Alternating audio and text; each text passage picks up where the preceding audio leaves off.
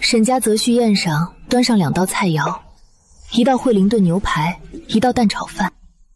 我和妹妹躲在玻璃后面，看着陆彦舟犹豫半天，最终拿起了桌上的刀叉。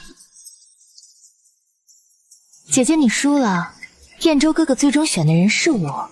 他明明知道我只会做蛋炒饭，可是他没选。恭喜沈董，恭喜沈董。陆少，你确定选的是这道？是，彦舟心意已决。恭喜沈董，陆少和沈大小姐郎才女貌，真乃天作之合。各位，陆少选中的是我家小女儿沈婉宁。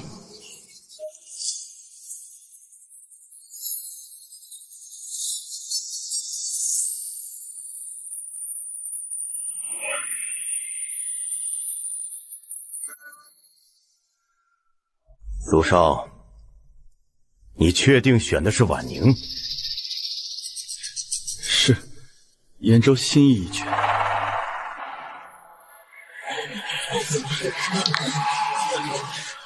天哪，本来以为肯定是大小姐，陆二少宁可要一个养女，也不要沈瑶音。看来3天后，姐姐只能嫁进霍家，和体弱的霍少联姻了呢。沈瑶音真可怜，被个养女抢了婚事。她等了陆二少这么多年，现在婚事没了。听说霍家那边定的期限快到了，要是再定不下来，就要……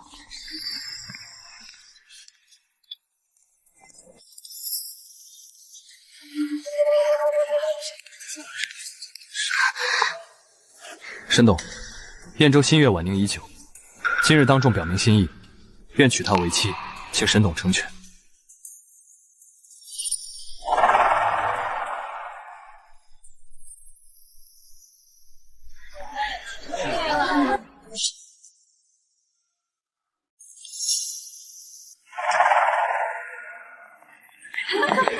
恭喜婉宁，我就说陆二少眼光好。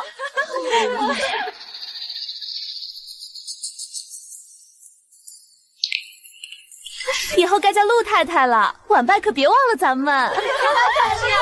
多谢各位姐妹，婉宁一定不会忘。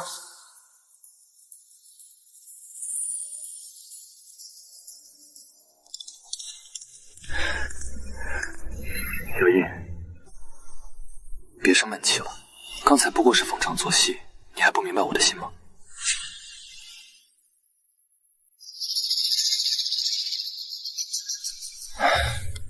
婉宁昨晚哭了一整夜，她一个养女，孤苦无依，能嫁到什么好人家？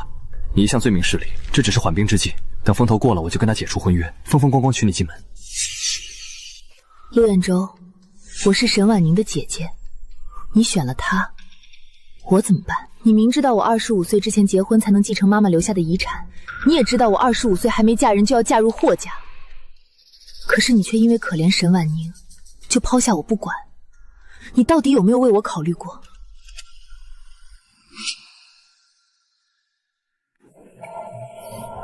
当年的婚约不过是长辈们之间的玩笑，不会有人当真的。更何况你有沈家和外祖林氏集团护着你，他们总会有办法的。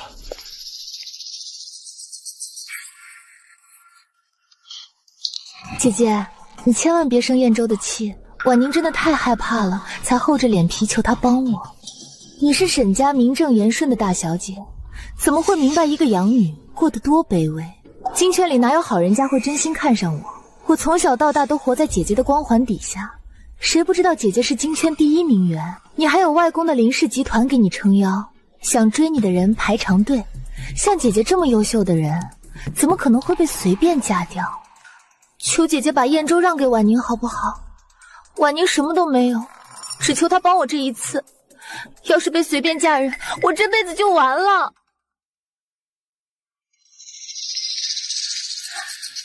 姚音，他都这样求你了，还不够吗？你等我1年，不，半年，等婉宁的事过去，我立马解除婚约，娶你进门。所以，你还是要选他？不过是晚些日子结婚，我又不是不娶你，斤斤计较这1年半年有意思吗？你是婉宁的姐姐，怎么就不能多为她考虑一下？姚音，你什么时候变这么自私了？我自私？明明是你先抛下我选了沈婉宁，现在反过来怪我。我不是说了半年后就娶你吗？你向来稳重，怎么也学人家争风吃醋？你爸是沈氏董事长，你外公是林氏掌舵人，商界谁不给你几分面子？面子？林家和霍家3年前就签了协议，整个京城谁的势力能大过霍家？谁敢为了我毁约？我爸和外公再厉害，能为了我去得罪霍家？你以为他们护得住我？可你根本不知道我等的是什么。外公书房里锁着的那份协议，你见过吗？3年前就定下的死局。什么协议？林家和霍家有协议，若我在25岁之前无法嫁入陆家，就必须履行另一桩婚约，嫁入霍家。你也知道吧，霍家独子霍衍舟常年卧病，业界都传他活不过30岁。这时候让我嫁进去，不过是因为霍少爷病弱难以娶妻，让我去联姻罢了。你让我等，你这是要亲手把我推入火坑！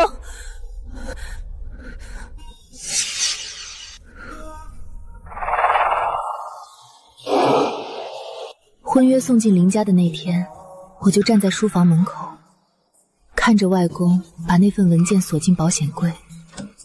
那时候我连眉头都没皱一下。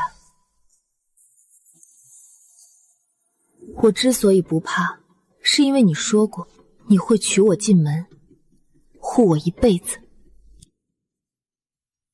燕州，今天的决定真的不能改了吗？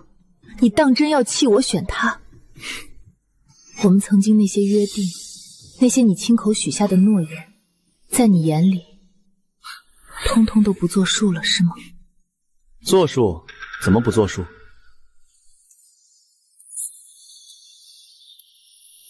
姚音，你一向是最通情达理的，不过是再等半年，等婉宁这关过了，我自然会取消婚约，重新登门求婚。你尽管放心，陆家少夫人的位子，除了你沈瑶音，京圈还有谁坐得起？我心里始终是给你留着的。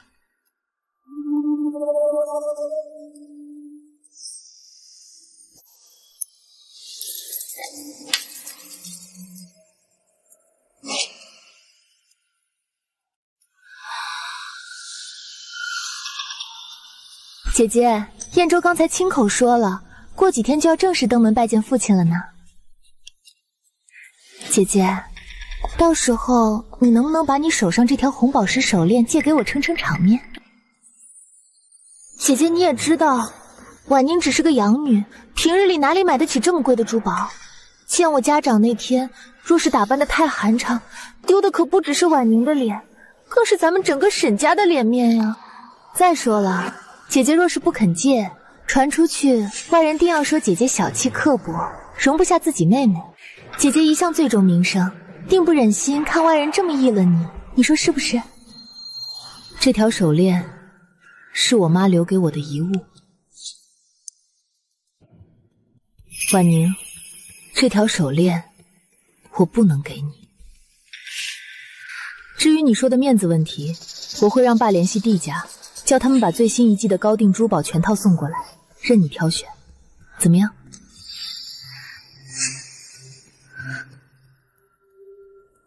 可是姐姐，婉宁为了见家长那天特意订的礼服，唯有这条红宝石手链最配。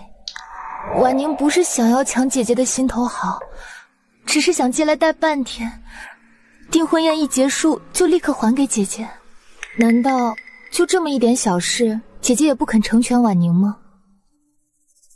姐姐，我知道是因为燕州哥哥选了我，你心里不痛快。婉宁也知道自己对不住姐姐，可是婉宁是真的打心底里喜欢这条红宝石手环。姐姐，求求你了，借给婉宁这一次好不好？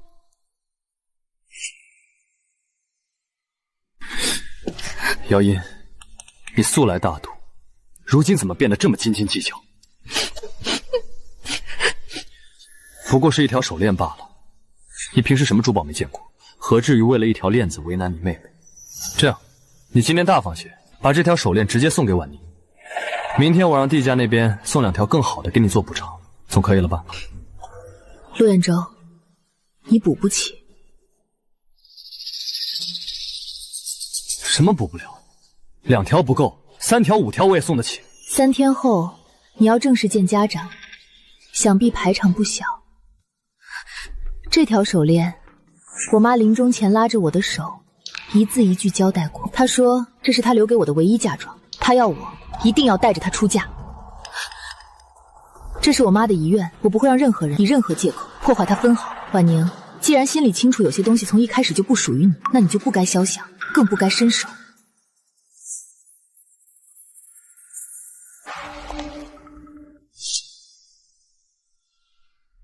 够了，沈瑶音，今天选婉宁，全是我一个人的主意。你心里有怨，冲我来，怪我骂我，我都受着。可你何必说话这么难听，这么作践婉宁，平白伤了你们姐妹感情。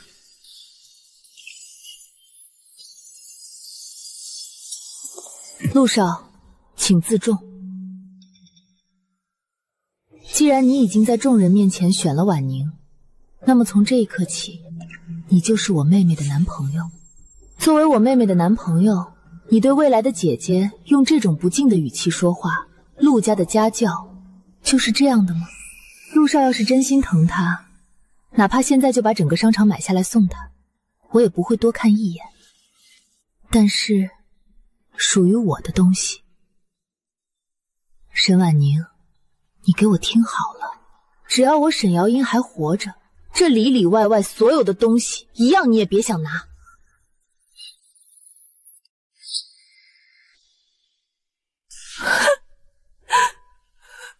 姐姐，婉宁之所以想要那条手链，不是存心想要抢姐姐的心头好，只是我妈还在的时候，曾私下嘱咐过婉宁，她说她这辈子没名没分，连场正式的婚礼都没有，所以她唯一的念想就是希望婉宁将来订婚的时候能穿得体面些，戴得贵重些，全了她一个心愿。婉宁只是想成全我妈这份遗愿。我是个养女，这辈子都不敢有别的奢望，如今只有这么一个小小的愿望，难道都不可以吗？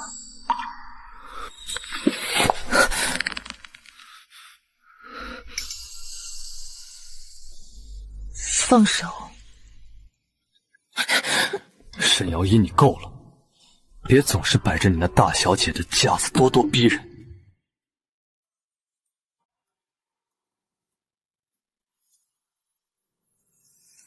不就是一条手链吗？你直接说个数，多少钱？我这就转账给你，买下来送给婉宁，这样总行了吧？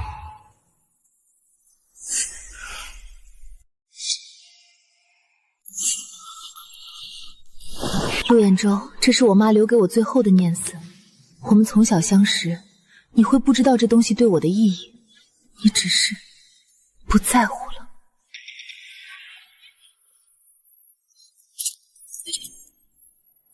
婉音，别哭了。你姐开不了价，那我就按市价的双倍转给她。这东西我买下来送你做嫁妆。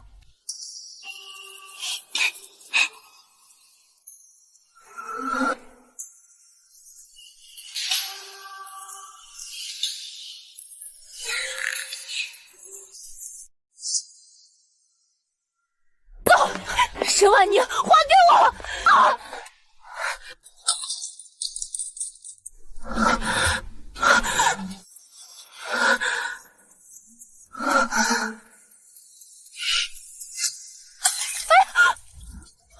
手链坏了，姐姐，手链坏了。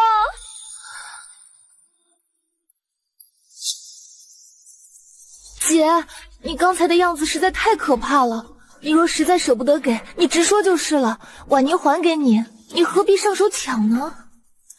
我真的不是故意的，我只是被姐姐吓到了，手才滑了。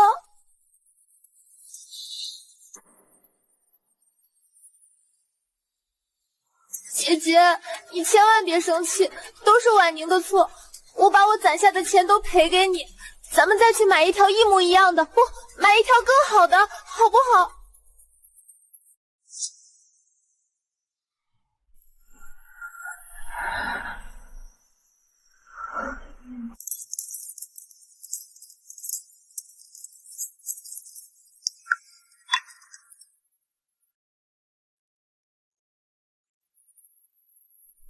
姚音，不过是一条手链，碎了就碎了。你可是沈家大小姐，何必为了这点东西闹成这样，让佣人看了笑话？好了，别哭了，我刚才话说重了。这样，我不止赔你1条，我赔你5条一模一样的，不，赔你10条更好的，好不好？滚！别碰他！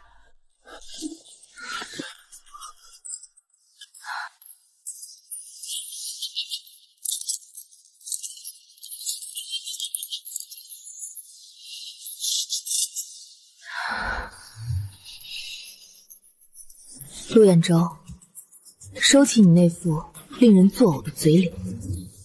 你赔？这上面承载的我妈的遗愿，你拿什么赔？3天后我嫁入霍家的死局，你又拿什么赔？你这辈子都赔不起。姐姐，你别这样。若是你实在觉得委屈，婉宁给你赔罪还不行吗？你何必把燕州的一番好意……沈婉宁，适可而止。沈婉宁，你明知道那条手链是我妈临终前留给我的唯一嫁妆，你明知道她的遗愿就是看着我带着她出嫁，你心里清清楚楚。可你为了你那点阴暗的心思，故意毁了她，践踏她。你给我记住了，我沈瑶音这辈子都不会原谅你。这笔账，我会1寸1分的亲自从你身上讨回来。什么？瑶音，这条手链真是你妈留给你的唯一遗物。你刚才怎么不说？你要是早说了，我绝不会。我没说吗？陆彦舟，是你根本就不在乎我说了什么。陆彦舟，跟你这种背信弃义、有眼无珠的人，我每多说1个字都觉得恶心。瑶心，你听我解释，我真的不知道那是……住口！陆少，既然你今天在众人面前选了婉宁，那就请你守好你的选择，好自为之。从今往后，你我只是路人，以后别再叫我瑶音。我跟你陆彦舟从此再无点瓜葛。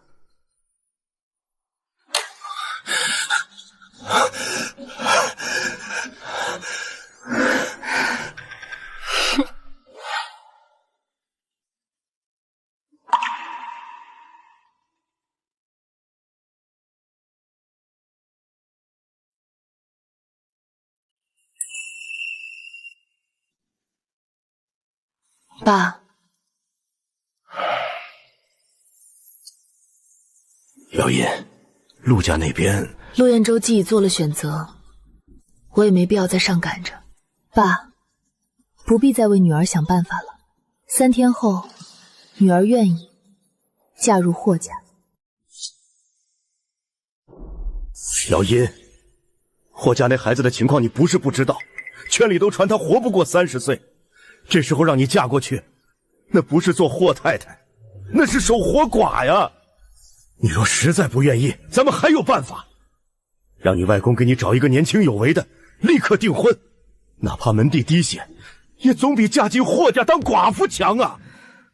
爸，没用的，协议已签，如果订婚的人是陆彦舟倒还好说，毕竟霍家早年也知道沈陆2家有过口头婚约，可如果临时换了别人，那就是公然毁约。沈家和林家得罪不起霍家。陆彦舟今天在宴会上当众选了婉宁，这件事现在全京城都知道了。事已至此，我嫁入霍家已是势在必行，再无退路。爸，为了沈家的前途，为了外公林氏集团的周全，女儿愿意嫁。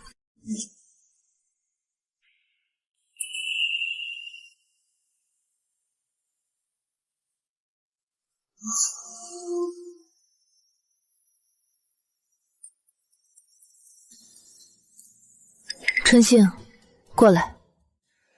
大小姐有什么吩咐？把这些箱子全部送回陆家，亲手交给陆彦舟。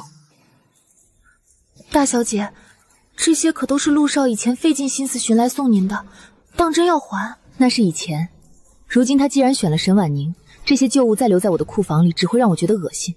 3天后我结婚那天，你派人原样送回陆家。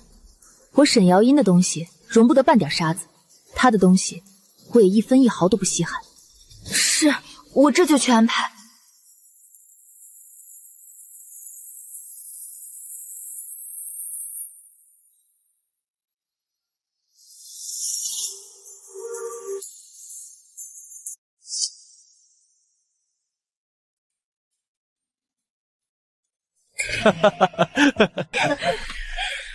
姐，还没忙完呢。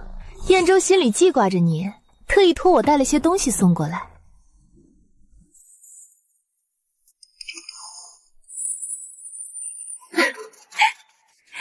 原本燕州说要送姐姐一件婚纱，可婉宁想了想，这名分的事儿总得有个先来后到。若是我这个做妹妹的先进了陆家的门，往后姐姐再想进，怕是这辈子都穿不得白色婚纱了。所以啊，婉宁特意在店里帮姐姐挑了这件最娇嫩的粉色礼服。姐姐皮肤白，穿着粉色定是好看极了。姐姐可还喜欢？哦，还有这套首饰，虽然比不得姐姐之前那条碎了的红宝石手链金贵，但也算得上是顶好的成色。你瞧，这粉色水晶配上那粉色礼服，那是再合适不过了。沈婉宁，说完了吗？说完了。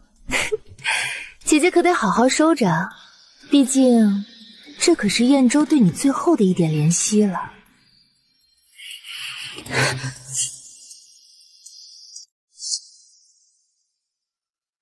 二小姐，请您自重，大姐可是您的姐姐，长幼有序，您怎能拿这些东西来羞辱她？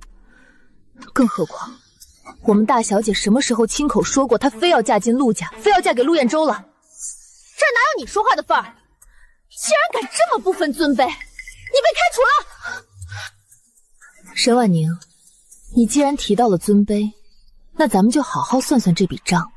我是沈家正派的大小姐，你只是个养女，你如今在我房间里这么喧哗吵闹，对着我的人指手画脚，这便叫分清尊卑了吗？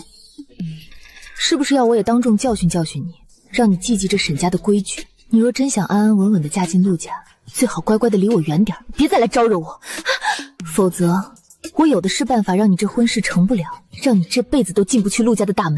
你若不信，大可以试试。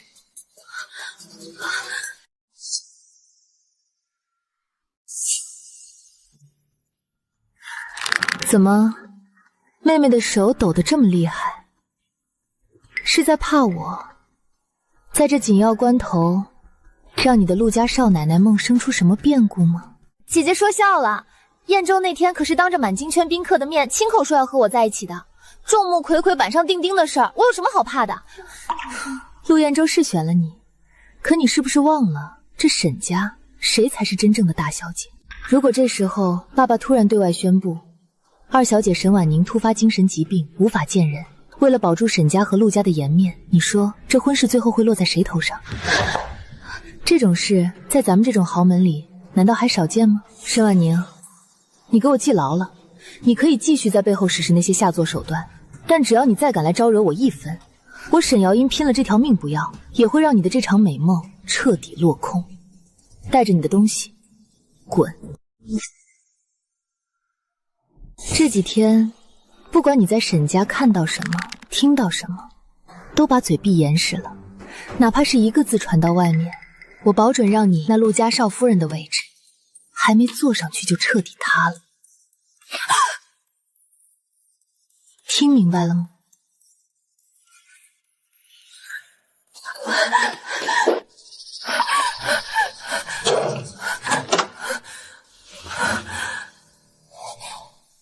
二小姐，大小姐那边这2天好像在忙着试婚纱，咱们要不要去打听？打听什么？你是想害死我吗？从现在起，谁也不准提大小姐的事，谁敢乱嚼舌根，我第一个开除他。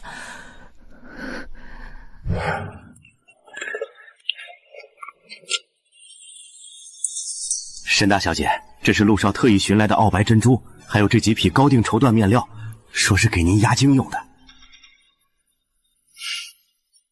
这几天陆家送来的东西都堆满客房了，珠宝、古玩、限量包，样样价值不菲。陆少这是终于回过味儿来，他那天伤您的面子，用这些死物补回来呢。补？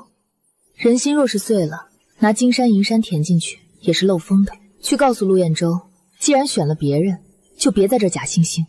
这些东西看着脏了我的眼，抬回去，原样抬回去。沈大小姐，是沈大小姐。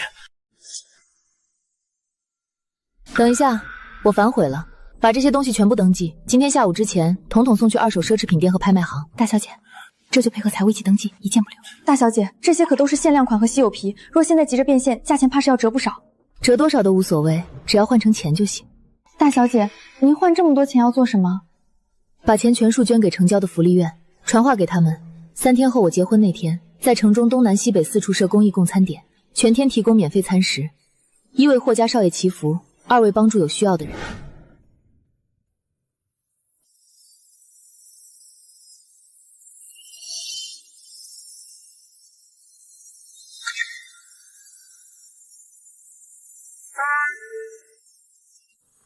大小姐，外面供餐的餐车都就位了，好多人在排队，都在感念您的善心。可今天这婚礼，霍家少爷他来不了，我早就知道，他是霍家唯一的继承人，我嫁给他便是他的妻子。吉时已到，新娘出门。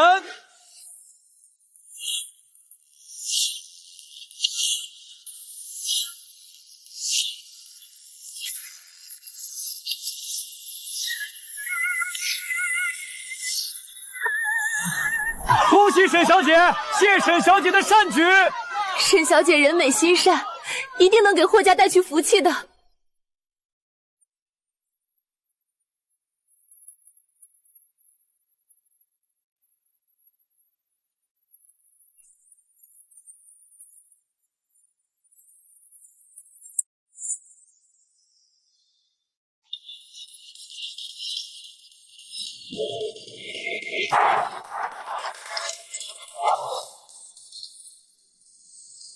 88辆婚车，这阵仗京城多少年没见过了。这便是沈家大小姐出嫁的牌面啊，当真是豪门盛典。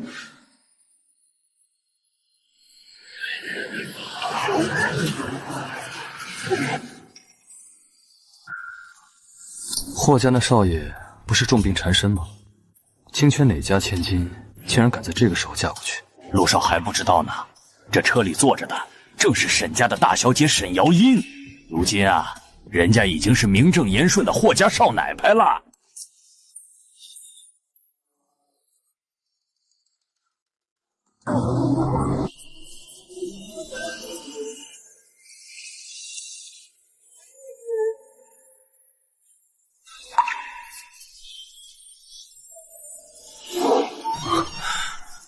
陆彦舟，从此你我只是路人。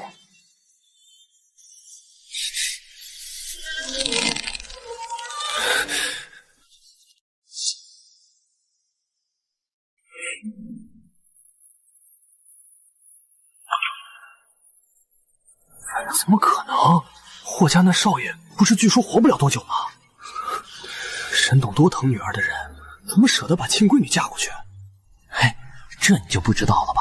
沈大小姐今年正好25，听说林老爷子那边早就跟霍家签了婚约协议，协议一到期限，谁敢不从？霍沈两家门当户对，谁也挑不出错来。不对啊，前几天沈家设宴，我瞧着陆家二少也在场，原以为那是板上钉钉的良缘，结果呢，陆少竟然当众选了个养女。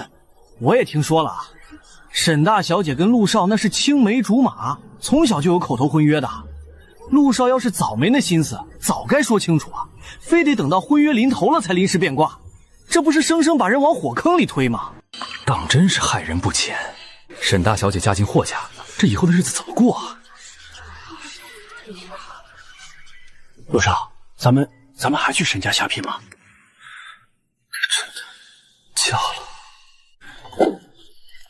姚一，你回来，这婚不能结！姚一，你回来！彦舟，你要去哪儿？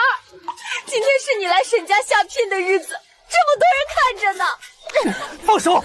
沈婉宁，你给我放手！不放，我不放！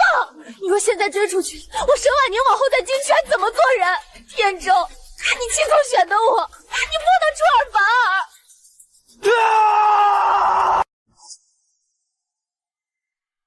放手！沈婉宁，你给我放手！彦舟，别追了，姐姐她是爱慕虚荣，她自己亲口说的，霍家少奶奶身份尊贵，那是心甘情愿自愿嫁。你胡说！这京圈谁不知道霍彦舟体弱？姚一那样清高的性子，怎么可能是自愿的？若不是我3年前选了你，若不是我当众悔婚，他绝不会被逼入死路。是我亲手害了他。彦州，这不关你的事，是婚约协议，是协议逼他嫁的，不是你的错。婚约协议？你是不是早就知道那份协议的事？沈婉宁，你明明比你姐姐小1岁，可你3天前是怎么求我的？你哭着说，如果你不订婚，就要被随便嫁掉，说如果我不救你，你就没了活路。我真是该死！我竟然被你那几滴眼泪糊了心，忘记了姚音比你年长，她才是婚约压力下首当其冲的那一个。陆少，我听信了你的话，以为沈家和林家势大，总能为他找个退路。可我万万没想到，他的退路竟然是拿一辈子去填那个坟墓。彦州，你别在那自作多情了，姐姐真的是自己愿意的。这几天她在房里清点嫁妆，哪一件不是欢欢喜喜的擦拭？她试婚纱的时候眼睛里全是亮光。你醒醒吧，她根本不是被逼的，她就是想做霍家的少奶奶。谁不愿意做霍家少奶奶啊？那可是京圈最顶级的豪门，哪怕是联姻，那也是未来的霍家主母。你以为她很想嫁你吗？你那天择了我，她连眼泪都没掉一滴。她根本不在乎你选谁，因为在你和霍家之间，她早就选了荣华富贵。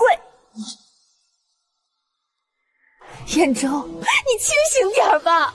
他沈瑶音从来就没把你放在心上，他要的是霍家的荣华，是未来的顶级豪门生活。是你亲手把姚音推向了死路，更是我陆彦州亲手杀死了我们的以后。闭嘴！你这个毒妇！若不是你3天前步步紧逼，假装可怜骗我悔婚，我怎会弃他不顾？我怎会眼睁睁看着她被逼得嫁给别人？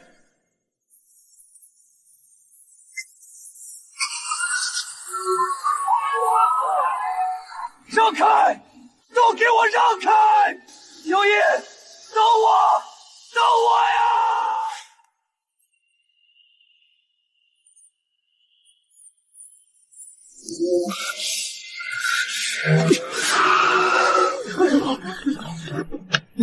姚音，你别嫁，是我错了，我不该悔婚，我们是有婚约的，我们从小就说好的，聘礼我都备好了，你跟我走，我娶你，哪怕拼了这条命，我也带你走。大胆！什么人敢拦霍家的婚车？今天是霍家定好的大婚吉日，耽误了吉夕，惊扰了贵人，这后果你陆家担得起吗？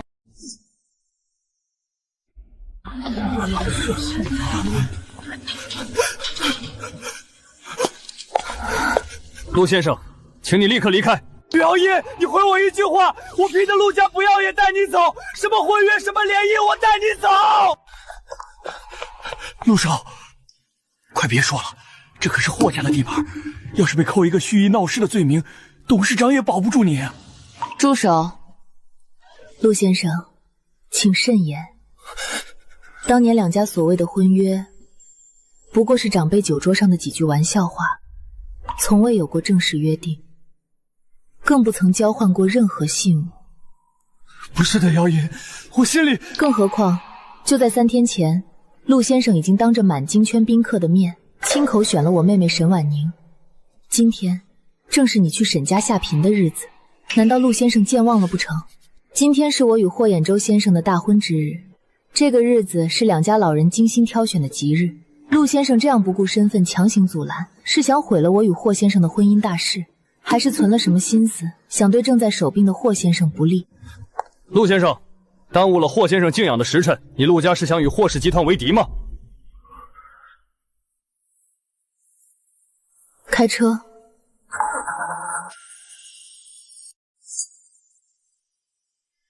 姚音，你听我解释，你最是通情达理，难道不明白我的苦衷吗？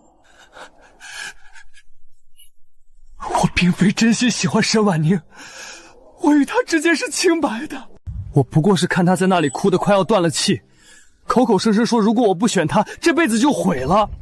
我能眼睁睁看着她去死吗？我只是想帮她一下，就当是全了咱们两家最后的一点情分，这难道也有错吗？陆先生，您就别再闹了，这急事要是耽误了，我们没法跟霍家交代啊！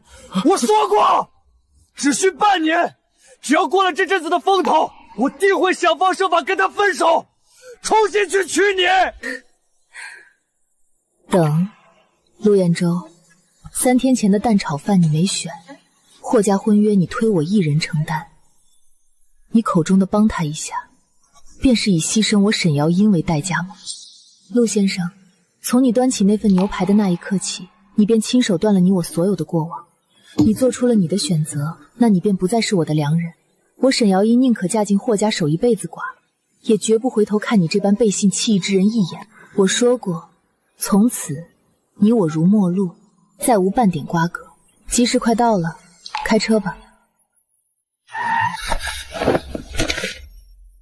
出发！闲杂人等通通退让，惊扰了沈小姐的车驾，后果自负。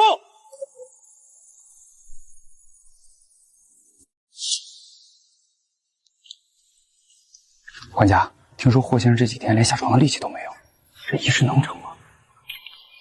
胡说什么？这是霍老爷夫人盼了许久的喜事。沈小姐是林家选定的贵人，更是霍家未来的主子。我身子不好，没能亲自去你家迎亲，让你在庄园门口受了嫌弃，委屈你了。你知道我委屈，我便一点也不委屈了。等你养好身子，陪我回沈家回门，看谁还敢多嘴。好，都听你的。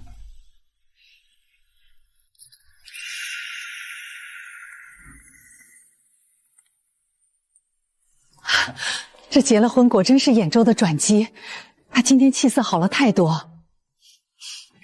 这都是瑶英你的功劳，真是我们霍家的福气。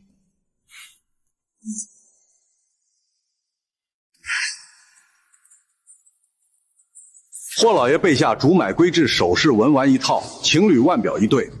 霍夫人备好4季配套衣装与成套头面配饰。兖州身体日渐平稳，往后这个家便交由你来做主打理。妈您放心，我会照顾好兖州，打理好家中大小事宜。真是奇了，原先都说霍家少爷身子猜弱，沈家大小姐倒是好福气，可不是吗？霍少气色好转不少，沈小姐刚证婚就握了管家大权，如今京圈里多少人想着要主动巴结他们夫妻俩。陆家2少陆彦舟，沈家2小姐沈婉宁到。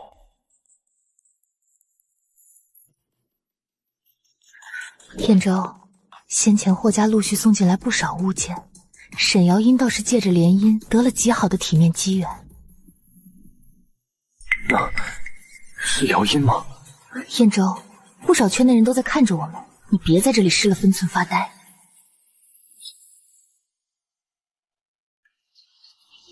瞧瞧沈家2小姐，搅乱了姐姐与陆2少缘分，反倒自居随行女伴，太过张扬。就算是陆2少女伴，旁人自有看法，不过是她一时迁就罢了。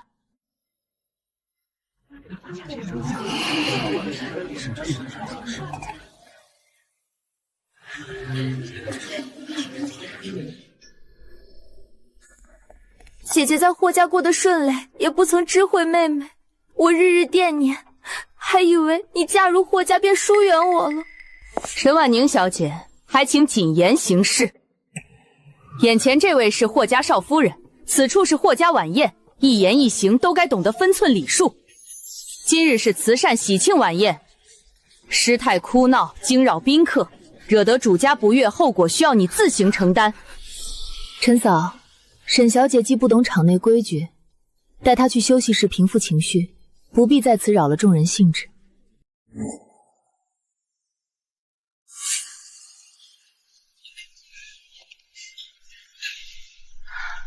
我的霍太太，您是不知道，您结婚那天沈门口的热闹可比电视剧还要精彩3分。哦，我当时在车里，倒不知外面乱成了那样，何止是乱，您的妹妹啊，当时又是哭又是闹，没个半点沈家小姐的体面。就因为陆二少看见您的婚车失了魂似的追着车队跑，他险些定不成婚，大街上拉扯，全然失了大家闺秀该有的体面分寸。后来好不容易攀附上了陆家，又在外人面前处处扮可怜，逢人便说他在沈家受了多少委屈。这金圈里，除了容易被柔弱表象迷惑的人，谁看不出来他这种把戏？他向来如此，最擅长以弱示人。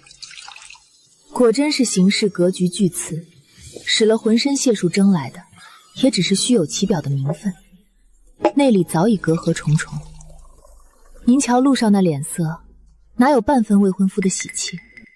是啊，这向来是他的手段，从来就是哭哭啼啼的示弱，哭软了旁人的心肠，搅乱了原本既定的婚约安排。如今我倒要看看他费尽心机争到的这门婚事，是否会如他所愿，得一世富贵安稳。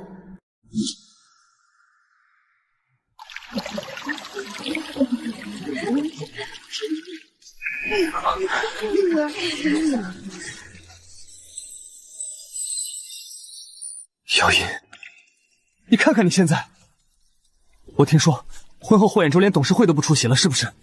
是不是他身体状况已经十分糟糕？你在霍家，是不是总日守着身体欠佳的他，日夜忧心煎熬？我之前在路口拦你，你为何不肯听我一句劝说？我早就许诺过会娶你，你为何这般执拗，非要执意踏入霍家这门婚事，困在压抑难熬的处境之中？你难道看不明白吗？我与沈婉宁走到一起只是权宜之计，不过是为堵住旁人闲话，顺势帮她解围罢了。我怎么可能真的接纳她做陆家女主人？在我心里，想要共度一生的人，自始至终只有你沈瑶音一个。哟，陆先生这番说辞，我听着倒是格外新鲜。我倒是听闻沈婉宁小姐在外处处贬陆，说早就和陆先生有着很深的牵绊，怎么到您口中反倒成了一时权宜之计？那是他单方面胡乱对外乱说的，根本不是实情。若是本就无意迎娶对方，当初您又声势浩大，亲自登门沈家送去定亲聘礼，京圈往来规矩人人都懂，从没见谁家为安置旁人，需要男方亲自上门行聘礼大礼的。说到底，陆先生想要倾心谁，打算迎娶何人，都是陆家内部私事，本该与我们霍家少夫人毫无牵连干系。您算是少夫人名义上的妹夫，本是外人，贸然闯入霍家庭院，说出这般不合分寸、逾越场合的冒昧言语，陆家教养便是教您这般不分场合、行事失仪的吗？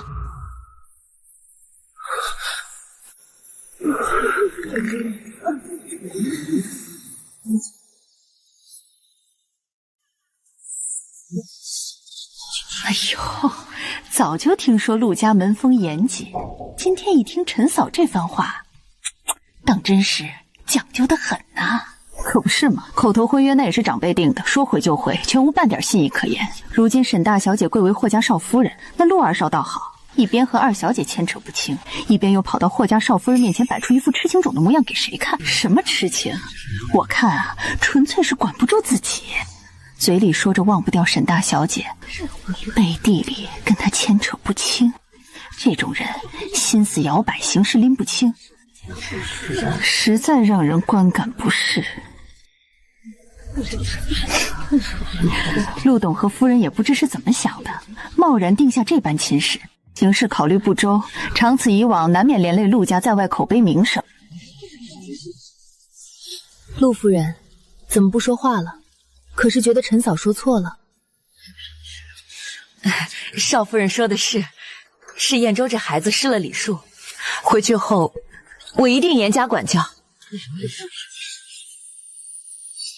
净惹是非的性子，回去再跟你算账。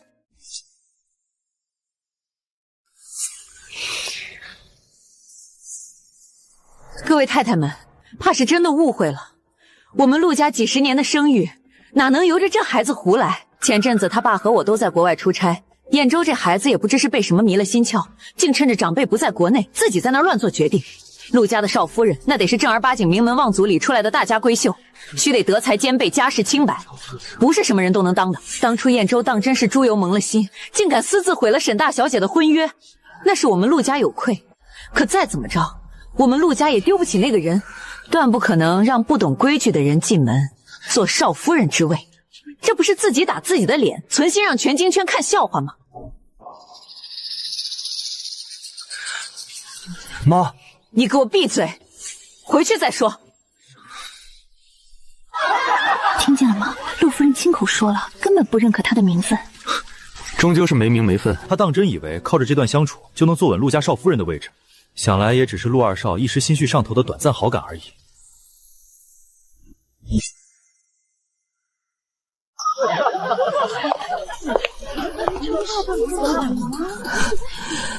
阿姨，燕州与我已公开了关系，京圈都知道我是陆家的人，他怎么可能再娶别人？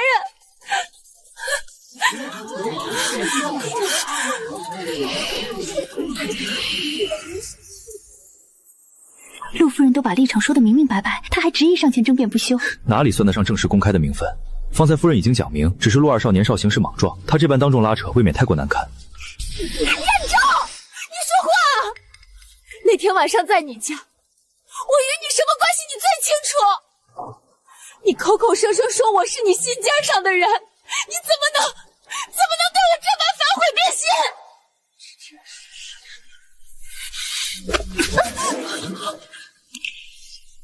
闭嘴！你还有脸提起那晚的事情？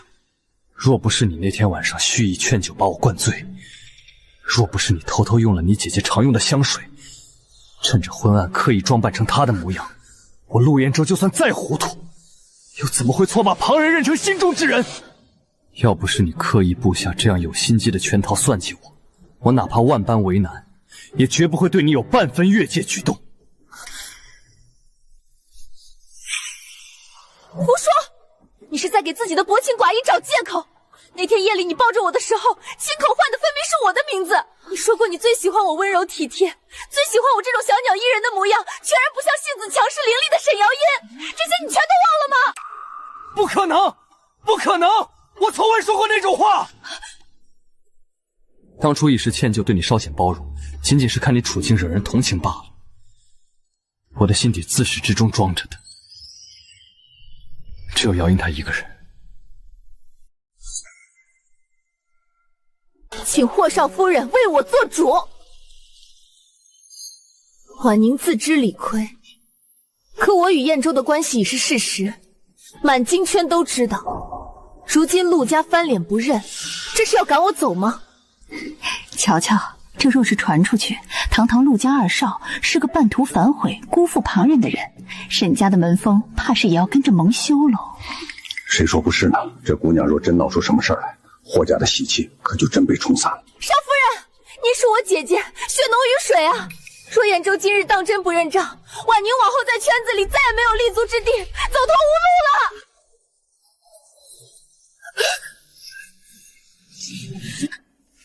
沈婉宁，你身为沈家的养女，不仅不懂安分守己，反而处心积虑陷害姐姐，如今更是闹到霍家的宴会上，让沈家几十年的清月毁于一旦。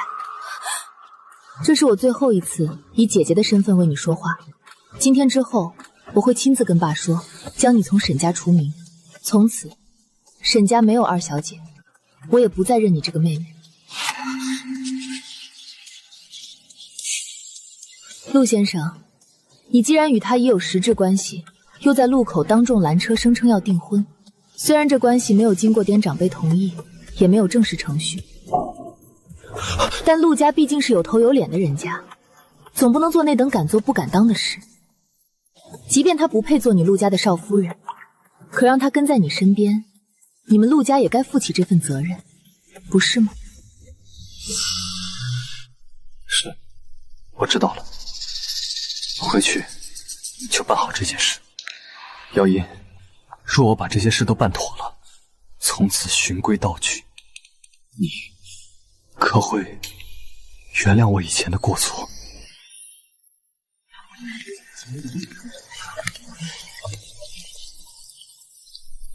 原谅？陆先生说笑了。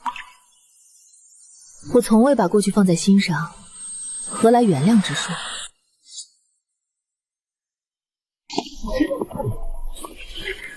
我刚才听着陆先生似乎在求什么原谅，我倒是不解了，陆先生到底是犯了什么大错，竟需要我的太太亲自开口原谅？霍先生明摆着给太太撑腰，陆少踢到铁板了。霍先生再体弱也是霍家掌门，哪是旁人能攀扯的？想看这些花，吩咐人摘几枝好的送进房间就是了。这外面风大，你身子金贵。我知道了，只是见今天阳光好，便想多站一会儿。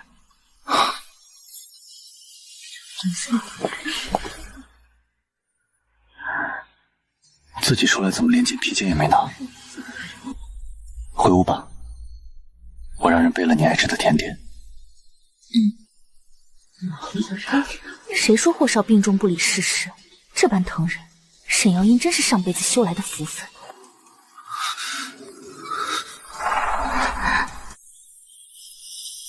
陆先生，我的家事便不劳你费心了。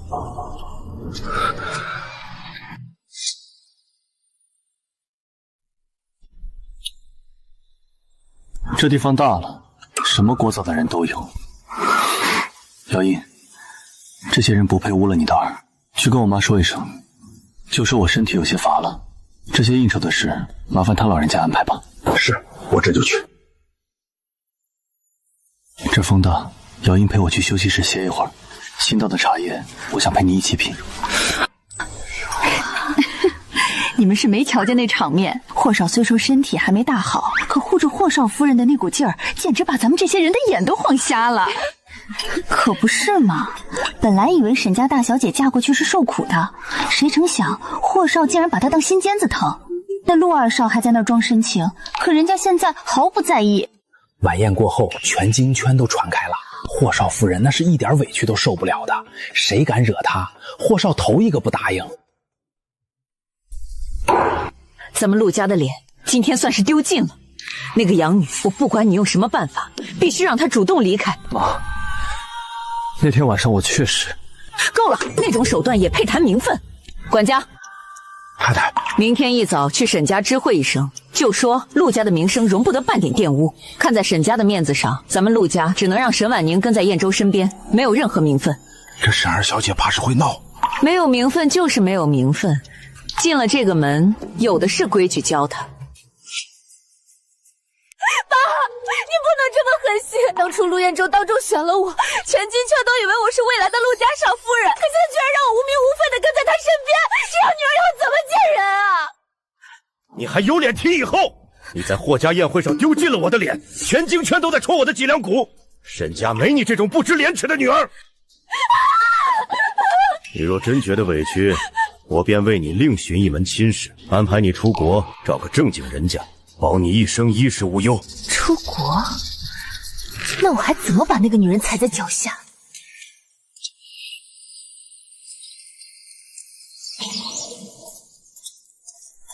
沈二小姐，请吧，咱们陆家规矩大，你这种身份只能走着后门，误了见夫人的时辰，别怪我不客气。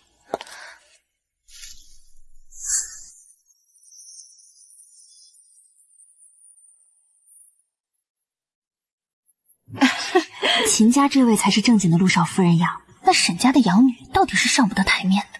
交换戒指，慢着，我看谁敢继续。阿姨想让秦家大小姐进门，行啊，但今天必须给我个交代。陆远州，你听清楚了，我秦曼云是秦家的大小姐，你今天若不把这件事处理干净，我们秦家跟你们陆家没完！沈婉宁，你到底要纠缠我到什么时候？要不是你当初装可怜骗我悔婚，我怎么会失去姚印？怎么会沦落到全京圈的笑柄？陆彦州，你不能不认！疯了，真是疯了！沈婉宁，我不会娶你，你今天无非是想要个名分。好，我给你一条路，即刻出国，去欧洲待几年，联系移民顾问，尽快办手续送他出国。出国？你要把我送到国外？陆彦州，你不能这么对我！谁也别想把我送走！拦住他！小心！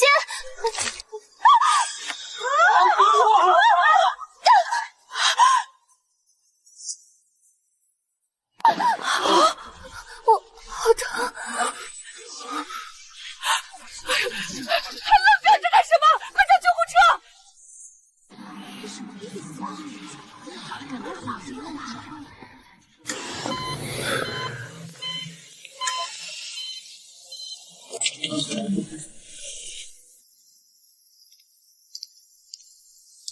陆先生，患者撞伤很重，摔倒时头部也受了冲击。我们做了所有能做的，但患者目前依然没有脱离危险。患者本人多处软组织挫伤，右臂和面部有玻璃划伤，目前生命体征稳定，但需要住院观察。知道了。结束了，也好。这个家已经承受了太多，一切都已经尘埃落定了。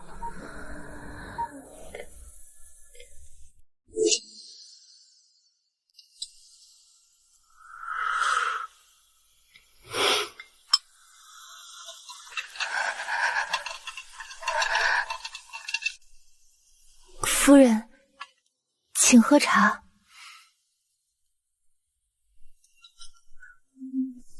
放肆！沈婉宁，你是不是忘了自己的身份？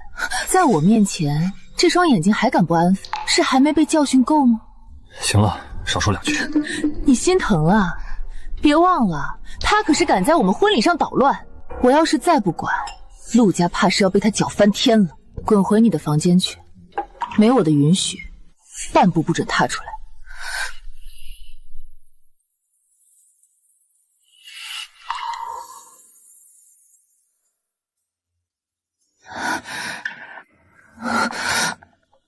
妈，我觉得有些……快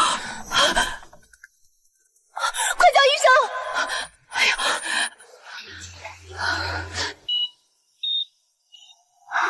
到底怎么样？姚英身体一向不差，怎么会忽然晕倒？恭喜霍夫人，少夫人并非生病，而是有了2个月的身孕。恭喜您要当奶奶了！快通知兖州和霍总，通知老爷子！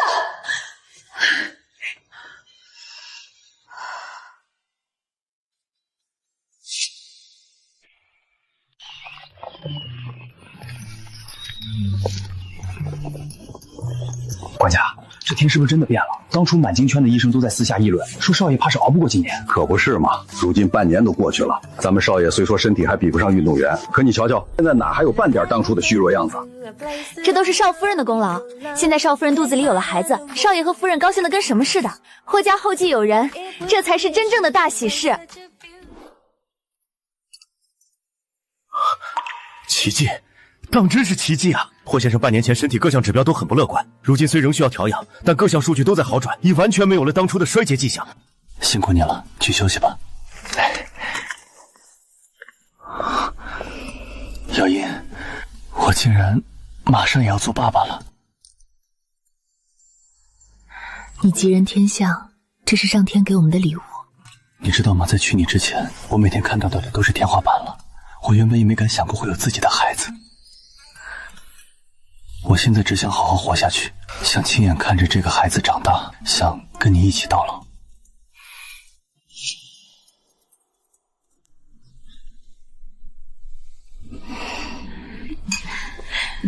霍太太当真是好福气，这结婚才不过几个月，便有了好消息。我结婚到现在，补品吃了一堆，肚子却一点动静也没有，当真是愁死人了。秦小姐还年轻，孩子的事总要讲个缘分。霍太太说的是，我也常想，这福气啊，怕是早就被某些不长眼的人给折腾光了。说起来，我进门前也听过不少闲话，说是兖州以前跟霍太太是有过婚约的，本是天作之合，偏生因为那位沈二小姐用了些手段，这才让兖州迷了心，生生毁了这大好姻缘。谁说不是呢？结果抢来的东西到底是烫手，那是自作孽不可活。本以为这位沈二小姐是个有大福气的，怀得那么快，结果呢，我这正牌夫人才刚踏进陆家的大门，她自己在那婚礼上大闹一场，硬生生把孩子给折腾没了。现在看来，她倒跟我一样，也是个没福气的。不过我是怀不上，她呀是留不住。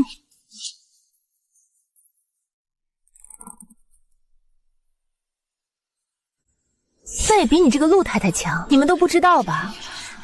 这位陆太太可是出了名的善妒，从结婚到现在，把燕州看得跟犯人似的。她出个门10分钟一个电话，生怕她再在外面多看了谁一眼。把老公盯这么紧，这也太能管了吧？善妒可是豪门大忌，传出去让人笑话。都做到这个份上了，她还是没怀上，到底谁没福气？沈婉宁，你算什么东西？没名没分赖在我家也配跟我比？你有福你留得住吗？秦曼云，你再说一遍！我说你留不住，你连自己孩子都保不住，你有什么资格在这跟我说话？那天要不是你们强行把我送出国，我也不会跑，更不会摔倒。你和陆彦州都是凶手！凶手？你自己跑我婚礼上闹，自己滑倒，这能怪谁？沈婉宁，你要不要脸？你才不要脸！你嫁进陆家这么久，除了盯着燕州，你还会干什么？你以为你是谁？不过就是秦家的一个商业联姻工具，我才是明媒正娶的陆太太。你一个养女，连娘家都不认你了，赖在我家白吃白喝。换我早就不活了。对，我是养女。你秦曼云又高贵到哪儿去了？你天天霸着燕州，还不是没有怀上？天哪，在霍家就吵起来了，这陆家的脸都丢光了。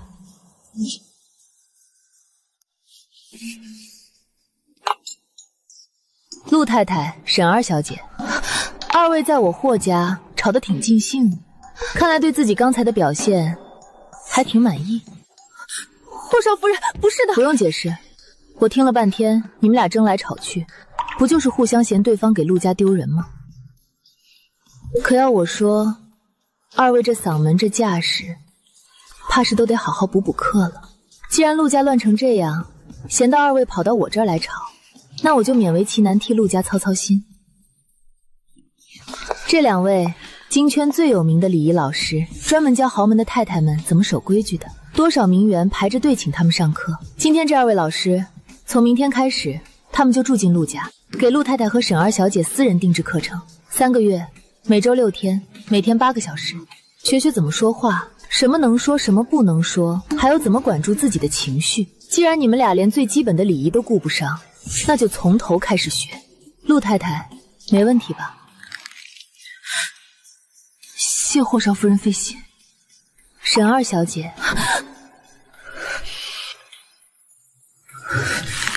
多谢。不用谢。3个月后，我会让人去陆家验收。到时候二位要是还这个样，那今天的茶钱我找陆家双倍要回来。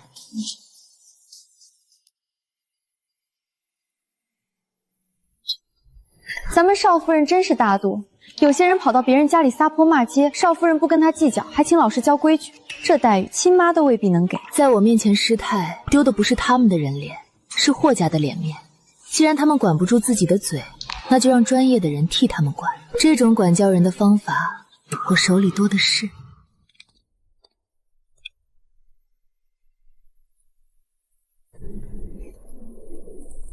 丢人现眼的东西！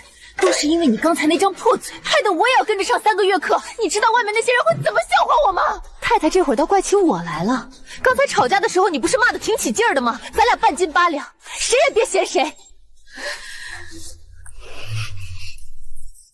够了，都给我闭嘴！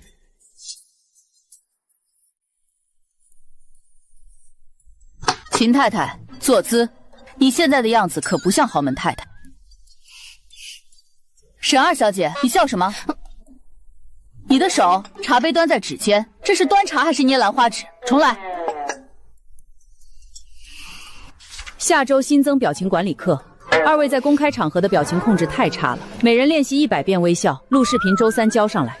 你瞧这架势，比训小学生还狠。这两位什么时候受过这种气？上回在霍家闹成那样，现在全京圈都知道两位太太是野蛮组合了。霍少夫人这分明是在送起古咒。哎，听说了吗？霍少夫人给陆家那2位请了礼仪老师，天天在家练坐姿、练微笑。谁让他们在人家宴会上出丑？不过陆家那2位一个比一个能折腾，可折腾了这么久，怎么没见谁怀孕啊？不能吧？陆少以前挺风流的。这谁说的准？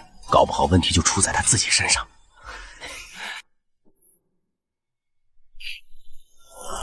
医生，你再仔细查查，外面那些闲话都快把陆家拆了，说什么燕州不行，这怎么可能？沈婉宁以前可是怀过的。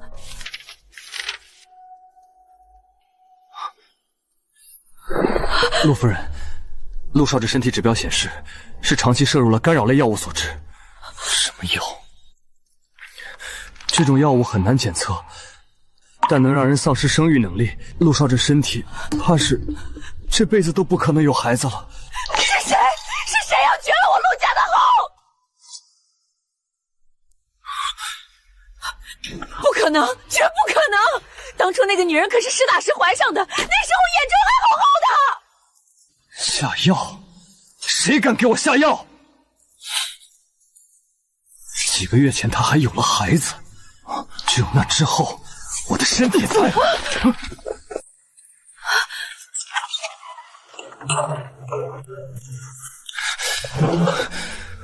沈婉宁，是不是你做的？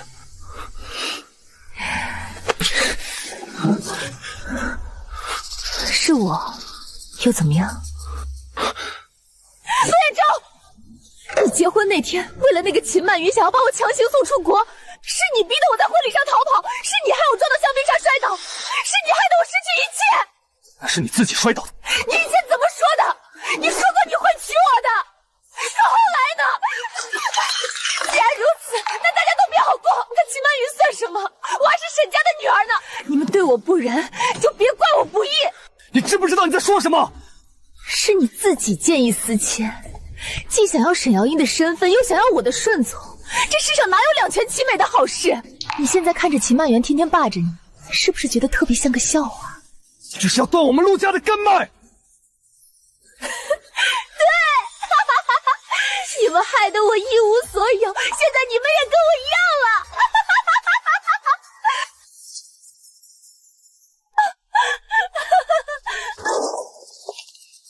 沈婉宁，你干的好事，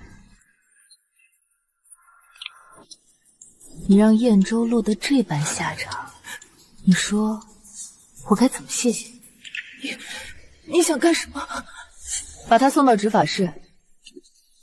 你们要带我去哪儿？燕州，你说话呀！送他去个好地方，后半辈子你就在牢里过吧。司法厅，我不去，这是他的报应！凭什么抓我？愣着干什么？还不追？他跑得太快了，刚出去就没影了。先去警局立案，接着派人找，天知道这个疯子还会干出什么事。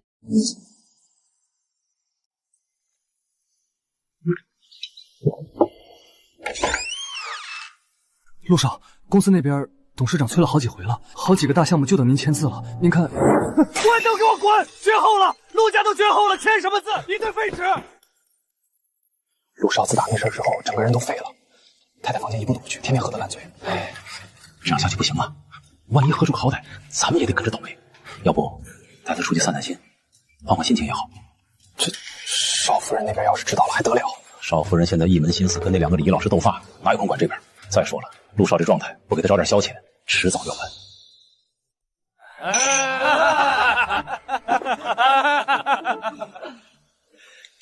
陆少是兄弟就再喝一杯。还是兄弟好，家里那点破事让人心烦。陆少上次说的投资的事儿，你看，走，换个地方继续。以后老子天天在外面喝，再不回那个破家了。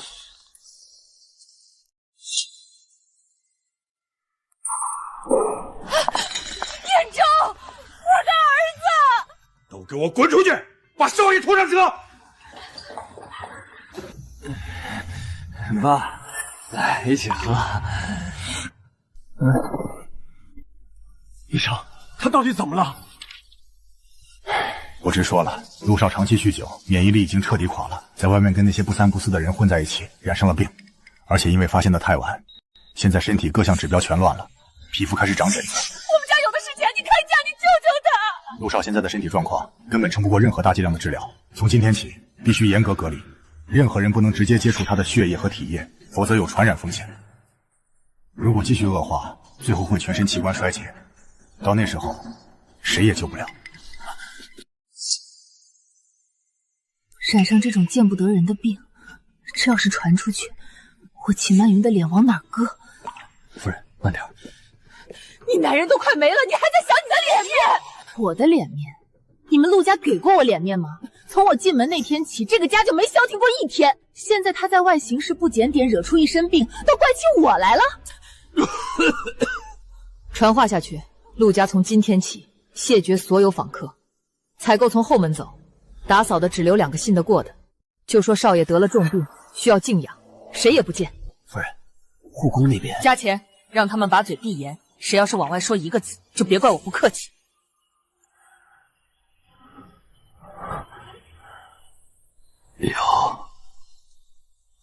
姚音，你还有什么放不下的？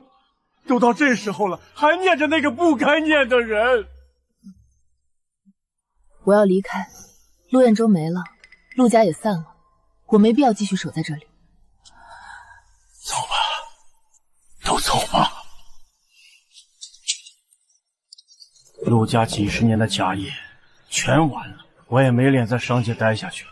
剩下的日子，找个没人认识的地方，随波逐流吧。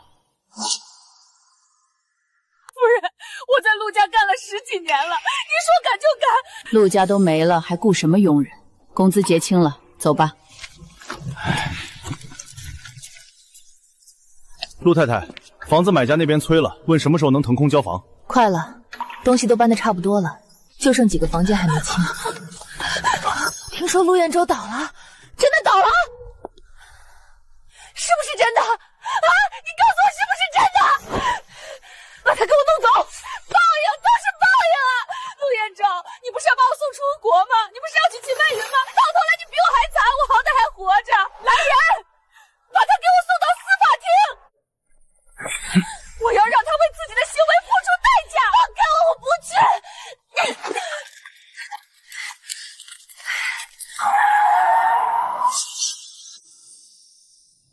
突然冲出来的，我刹车了，我没来得及。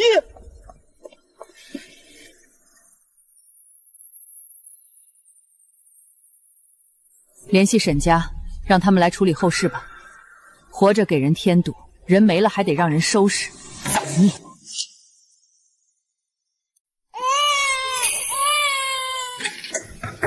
生了，生了，少夫人生了，是个女孩。好，好，哈哈哈哈哈！霍家有后了。通知下去，沈瑶因生下霍家继承人霍家大喜，从今天起，霍氏集团上下同庆，孩子取名霍成林。这孩子跟兖州小时候一模一样。这孩子我亲自带，他是霍氏集团未来的希望。怎么样？又原封不动端出来了。少夫人昨晚守了一夜，眼睛都没合。可霍先生这身体……油尽灯枯了。少夫人和先生恩恩爱爱这么多年，已经是跟天借来的命。医生说，就这几天了。姚音，我这辈子最不后悔的事，就是那天下午等到了你。别胡说，你睡一会儿，醒了咱们还去花园看花。只是不能陪你到老了。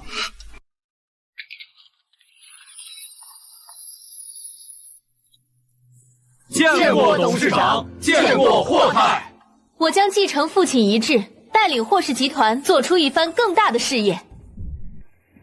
太太快看，今年的玫瑰开得比您结婚那年还好。是啊，花开花谢，又过了这么多年，一切都过去了。